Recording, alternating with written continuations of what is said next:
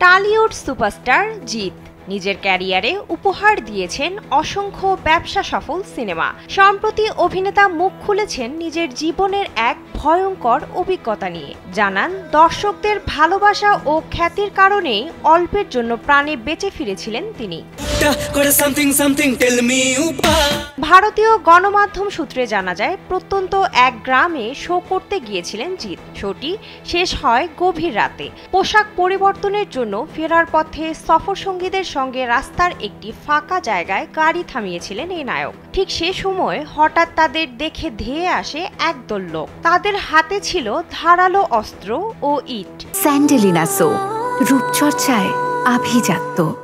জিতের গাড়ি ঘিরে ধরে তারা, যা দেখে টিমের সবাই ভয়ে কাঁপতে শুরু করেন।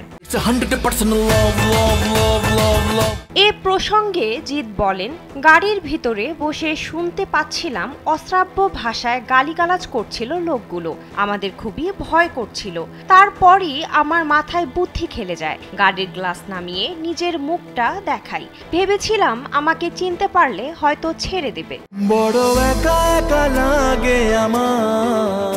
ডাকাত দলের লিডার প্রথমে বিশ্বাস করতে চাইছিল না যে আসলেই জিৎ সেই গাড়িতে উপস্থিত আছেন। পরবর্তীতে গাড়ির জানালা খুলে মাথা বের করায় জিৎকে চিনতে পারেন তারা। বুঝতে পেরেই ছুটে আসেন তার কাছে।